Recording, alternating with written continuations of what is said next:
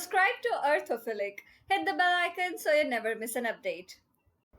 Hello and welcome back to my channel. I know I was away for a very long time, but today I'm here to talk about something which has occupied my thoughts from last 2 to 3 months. Today we will understand what is Crimean crisis.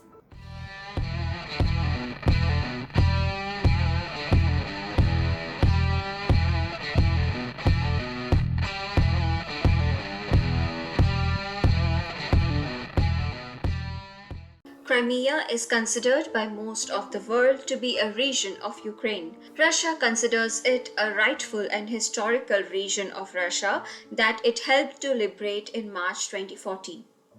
Geographically, this Eastern European peninsula is in the Black Sea, with a location so strategically important that it has been fought over for centuries. The peninsula is almost surrounded by both the Black Sea and the smaller Sea of Azov. Let's look back to the history of Crimea. Crimea was conquered by the Russian Empire in 1783. From 1853 to 1856, the peninsula was the site of the principal engagements of the Crimean War, a conflict fought between the Russian Empire and an alliance of France, Britain, and Ottoman Empire. Following the Russian Revolution of 1917, the political and military situation in Crimea was chaotic, just like in the other parts of Russia. Crimea became part of Soviet Union in 1922 and was run as a Crimean Tatar enclave. During the World War II, the peninsula was invaded by Nazi Germany and Romanian troops in the summer of 1941. Crimea was occupied until German and Romanian forces were expelled in an offensive by Soviet forces ending in May 1944. On 19 February 1954, the USSR issued a decree to transfer Crimean region to Ukraine.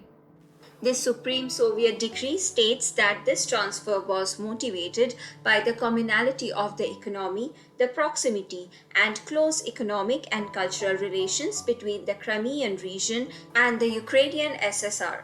In the post-war years, Crimea thrived as a tourist destination. Everything looks fine and cordial, right? So, what is the reason of this crisis? As I understood, it all started from the Euromaidan conflict.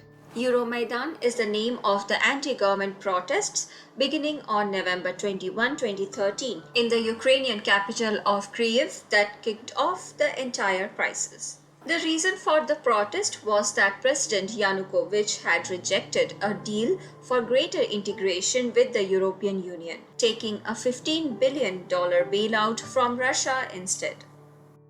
A lot of Ukrainians wanted the EU deal, partially because they thought that it would help Ukraine's deeply troubled economy, and partially because they saw closer ties with Europe as culturally and politically desirable. After the Revolution of Dignity and flight of Ukrainian President Yanukovych from Kyiv on 21 February 2014, Russian President Vladimir Putin stated to colleagues that we must start working on returning of Crimea to Russia.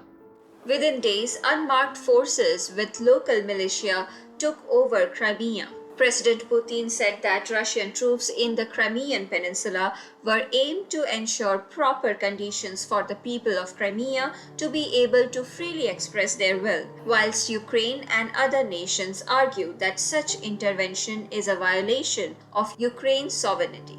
A 2014 referendum on merging Crimea with Russia was supported by 96.7% of voters with an 83.1% turnout according to official counts.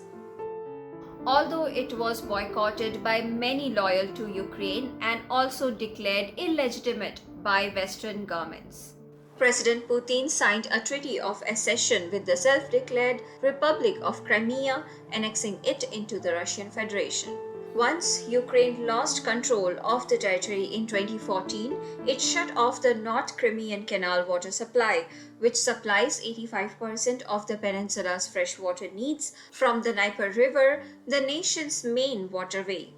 After 2014, the Russian government invested heavily in the peninsula's infrastructure, repairing roads, modernizing hospitals, and building the Crimean Bridge that links the peninsula to the Russian mainland.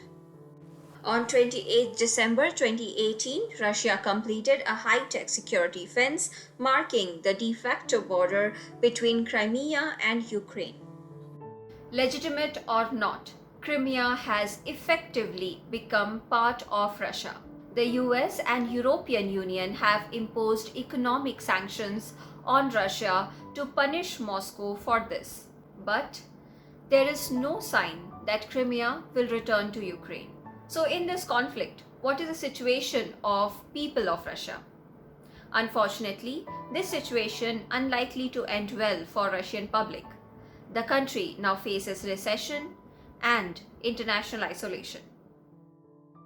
If the conflict continues, Russia will grow further apart from the other countries and the economy will continue to suffer without much needed foreign capital.